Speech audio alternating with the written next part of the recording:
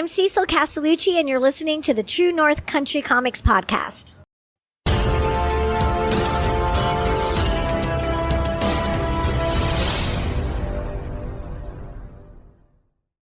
Welcome to the True North Country Comics Podcast, dedicated to promote Canadian comic book and graphic novel creators and supporters. I'm John Swinimer. If you want to drop me a line, you can contact me at john@truenorthcountrycomics.com. On this episode, I chat with Cecil Castellucci about writing comic books and more. This podcast is available on Apple Podcasts and Google Podcasts and YouTube. Please like and subscribe to that video channel. If you want to help the site and the podcast, please consider supporting the effort by chipping in at ko-fi.com/truenorthcountrycomics. Your patronage is greatly appreciated. Cecil is the award-winning and New York Times best-selling author of books and graphic novels for young adults, including Shade the Changing Girl, Boyproof, The Plain Janes, Soupy Leaves Home, The Year of the Beasts, Tin Star, Female Furies, and Odd Duck. In 2015, she co-authored Star Wars Moving Target, A Princess Leia Adventure. She has also written for Batgirl for DC Comics. Her short stories and short comics have been published in Strange Horizons, Tor.com, and many other anthologies. In a former life, she was known as Cecil Seaskull in the 90s indie band Nerdy Girl.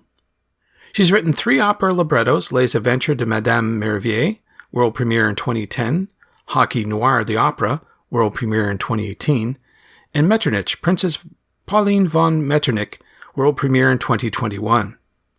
She's a former children's correspondence coordinator for The Rumpus, a 2-time McDowell Fellow, and was a founding YA editor at the LA Review of Books.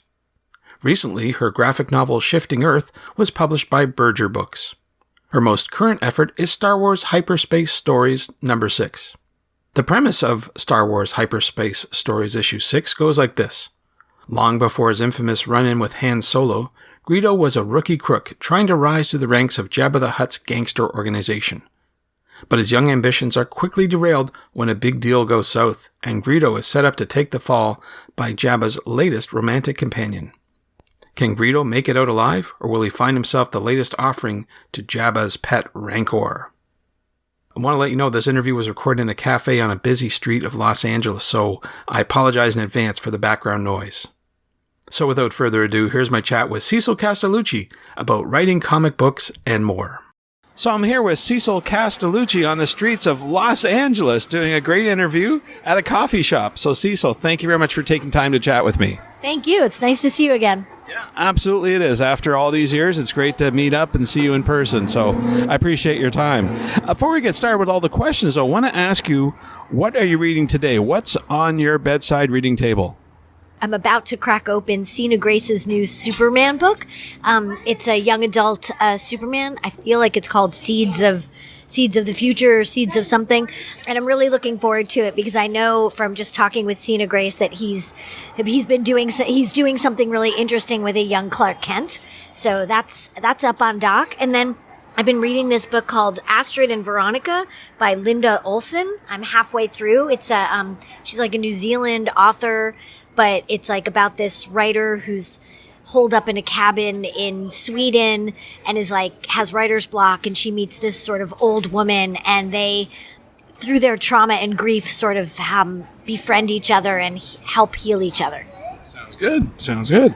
Well, I know that you've been on a whirlwind trip. You're always busy, and you just came back from San Diego Comic-Con. I wonder if you could talk a little bit about your experience there and what you're up to.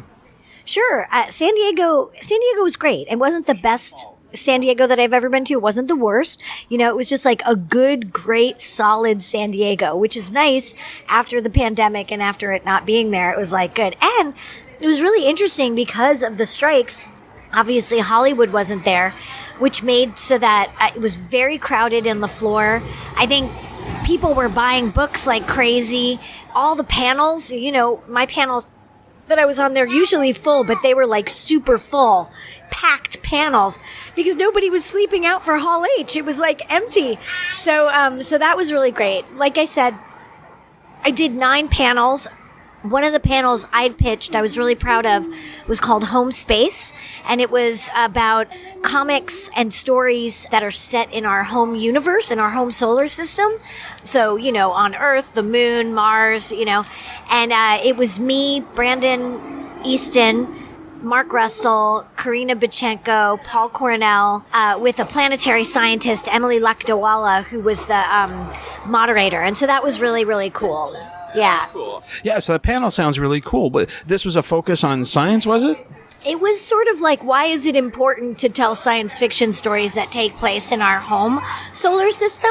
When we think of science fiction, normally we think about it being like, outside of our realm of reaching, but actually there are many stories to be told in our home solar system, especially with all of the new science that's being done all the time as we discover things. So one of the things that happened in this last year actually is that I applied and became a NASA Solar System Ambassador, which is basically a citizen volunteer who can do sort of school visits or Girl Scout badge visits to sort of enthusiastically talk about the space program and things like that. So for me, it was interesting to kind of marry my enthusiasm for the space program, Solar System Ambassador being somebody that does sort of citizen community events to talk about the space program. And so I wanted to put together a panel, even though it's not like the NASA thing, but just because I'm enthusiastic about the explorations that we have in our home universe. I also recently took this really great workshop. It was a 3-day art making workshop with this planetary scientist, Dr. Jamie Malaro, called Making Space. And it was 3 days of lectures. It was based around the Europa Clipper mission that they're going to be doing to go to Europa and look, try to sort of, look at the ice moon of Europa around Jupiter. The idea was, how do we make art with science and science data and stuff like that? And that's something that I've always done in my science fiction. I've always interviewed scientists to kind of springboard from an imaginary place. So that was a really great panel at Comic-Con because I think it's, sort of important for us to talk about our own home, especially vis-a-vis climate crisis and stuff like that. This is the only planet that we can actually live on. So, there is no planet B for us. We can't really go to an exoplanet and settle there. So how do we sort of love and respect our own home? That's really cool. I think a lot of people, they're looking at various ways to foster knowledge, whether through books or movies or TVs and comic books. And graphic novels are definitely a way to do that for sure. Now, speaking of writing, you are a writer, and I know that we're here in Los Angeles, and currently there is a strike going on with the Writers Guild of America. They have some issues going on. I wonder, and you mentioned that you were actually on the line. I wonder if you could talk a wee bit about the issues that are going on and what you saw there. Sure. So the Writers Guild is on strike, and so is the Screen Actors Guild. I'm actually a Screen Actors Guild member and not a Writers Guild member, which kind of seems weird since I'm a writer. But I don't write film and television. I write comic books and novels and librettos. But when I was writing my first novels, the temporary job that I would take was background actor in films and television. So I did that for years, and I always keep my union card active in case, I have a lean time or I'm waiting between checks. Maybe I could go and sit in background on a movie set and get a bag of groceries, So for me, that's why I've always been a proud union member. And I think that right now, the strike is really about sort of how do we as creative people have a living wage to be able to live, How do we talk about having just being able to cover your rent, your food, your bills, and stuff like that. And I think that for the writers and the actors who work in film and television, the problem is that as the mode turned into moving towards streaming, in 2007 at the last strike, at the last time, it was considered a new media. And so the residuals, they sort of said, okay, we'll put a cap on that for a little while and whatever. But now what's happening is that the AMPT, AS, whatever they're called, they're sort of not wanting to move forward with the future. When, in the past they were like, we don't know if streaming is going to work. clearly it worked. And so now the actors and writers are asking for fair recompense, to have a share in the money that is, coming through those streamers. There was just an article in the Los Angeles Times about someone who wrote for Suits, which is like the #1 show on Netflix right now. And the last quarter, their residual check was for $250. So, this is obviously a big problem. And I think that one of the reasons why, even though I'm not a working actor and, I've done background sporadically over the last few years, one of the reasons why I've been hitting the line is because it actually affects everybody that's doing any kind of creative thing. Think about musicians and Spotify or, Apple Music. The streams of revenue that sort of cushion artists through royalties, residuals are being cut. All the profits are going to the larger corporations, big business, rather than, making its way to the artists who are the people who are creating the content. So I think it's like really important that everybody, I think this is like a real watershed moment. It's a real line in the sand in order to be able to keep creative careers as a viable career, so that you can move forward and live a basic life. Everybody on the line, every writer, every actor, every musician, every creator knows that not everybody is going to be in that top 1%. That's not what we're talking about. We're talking about just having a base living wage and to share a little piece of the pie. And the truth is that it wouldn't actually cost them that much money to just make it happen. And, as a comic book writer, we can't unionize. We can't have a union, because we're freelance in nature. It's a gig economy. We don't work for a company. We're freelance for them, But all of this stuff affects us as well. And all of the things like with AI and the worries about that affects the comics industry as well. So, while I'm not on strike as a comic book writer, I'm definitely on strike as a creative professional in Hollywood and in the entertainment field. So I know this question sort of comes out of left field, but it sort of follows what you've been doing on the line and the interests of writers. But I want to ask, and I've been asking creators, do you think that AI is helpful or harmful to comic book creation? I mean, I think that AI is here, right? So I think one of the things that we're talking about when people are on the line is, how do we come up with rules and parameters for it now and fair recompense for it being trained on our work moving forward? I think right now, what it seems like, from what I understand, a lot of AI creative stuff, especially writing, has to be checked by humans, right? So it's not doing what they say it's actually doing, which is a bad thing, because I think there are a lot of business executives who are just looking at how they can cut corners rather than actually looking at the technology as something else. Maybe it will become some kind of a tool down in the future, but the fact is that right now it's a threat to any creative industry. If you've put your picture as a fun thing through Midjourney, and done me as an elf, me as a this, me in this style, me in this style, you're basically stealing people's artwork because it's been trained on those other people's pieces of art. So that's stop doing it. It's not good. I'm doing a new project right now that I'm very loosely working on. I actually got a Canada Council grant for it. Thank you. Yeah, it's very exciting. My first one, my first literary one. It's about a World War I soldier from England. And I found his portrait, and I've been commissioning comic book artists to draw his portrait in their style. And I'm doing that with humans, I'm not paying, I don't have that much money. It's it's Canadian dollars. So it's, some of these artists are in Europe, so it's not that much money, or the United States, to them. But the fact is that there's nothing like having a human interpret the face of a dead soldier.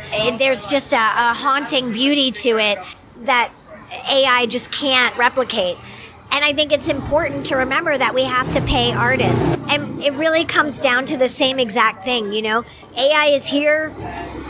It could be a good tool for some people down the line if there are ways that people could get paid if their stuff is used or if it's trained on that. But I think when business people look at AI as a tool to eliminate the human factor in everything and a way to cut corners and a way to make more profit, then we're in real danger for, I think, the state of humanity. I don't mean to be dramatic, but I think every single problem that we're having right now is all about corporations trying to cut corners in order to make the maximum amount of money possible, the maximum amount of profit, and to not pay people. It's becoming too dispersed, the people who are extremely rich and then everybody else, and it's just not good. Just to wrap things up, I want to ask you, I know you've been busy, but what's your next project that you're allowed to talk about? Yeah, I have been busy. So last fall, I had Shifting Earth came out, which was on Berger Books, which I'm really proud of. And then right now, I have I'm doing Star Wars Hyperspace with Dark Horse Comics. So my Greedo Jabba issue just came out last week, I think, and I'm very proud of it. If you're a fan of film noir, it's basically Jabba and Greedo in like a Gilda kind of film noir situation. And then I just handed in script for my original YA graphic novel called My First Monster. That'll be out on Little Brown, Little Ink, their new imprint, sometime down in the future. So yeah, so that's what I'm working on. And then just, pitching, and I have one thing that I can't say that I'm working on, and then some possibilities, but we'll see. We'll see what happens. Working on some operas as well. Yeah. Yes, of course. Good stuff, good stuff. Well, before I let you go, I want to ask you, where do you recommend that people go to find you online to find out about your current and your future projects? I mean, that's such a loaded question these days because it's so difficult. I mean, I'm still on Twitter. I'm not going to call it the other name, at Miss Cecil. And then I'm on Instagram at Cecil Seaskull, which Canadians will know is my old punk name. And then you can find me at on a Blue Sky at Miss Cecil. And then just CecilCastellucci.com is my website. I also have a coffee now, one of those Ko-Fi coffee things. Yeah. Where I have a online shop, basically. So it's like sort of serving as a virtual comic book con table where, I've got some like Plain Jane's book plates signed by me and Jim Rugg, and Plain Jane's pins, and just lots of little swag things. And I also, like everyone else, have a Substack where I'm doing just like a little letter to you once a month. Very cool. Well, Cecil, those are all the questions I have for you. Is there something I didn't ask that you'd like to get across in this interview? I think the best way to support artists right now, and the best way to support writers and your favorite actors and your favorite musicians and your favorite comic book people, is shout out loud about their work on your own social medias.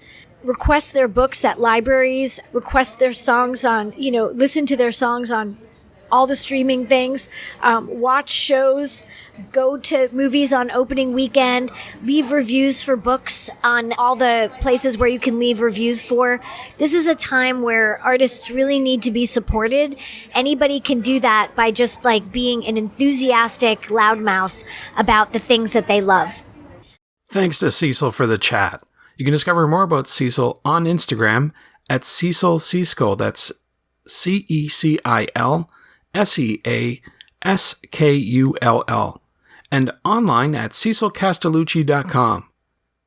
Thanks to you for listening to the True North Country Comics podcast. If you haven't done so already, please subscribe to and like this podcast on Apple Podcasts. And please check out the TrueNorthCountryComics.com website. True North Country Comics is now on YouTube. Please like and subscribe to that video channel and hit the notification button. You can follow along True North Country Comics on most social media sites. Please send your feedback to John at TrueNorthCountryComics.com. And if you want to help the site and the podcast, please consider supporting the effort by chipping in at ko-fi.com/True North Country Comics. Your patronage is greatly appreciated. Thanks for listening, and come back soon for another episode. Bye for now. True North Country Comics Podcast is copyright True North Country Comics, copyright 2023.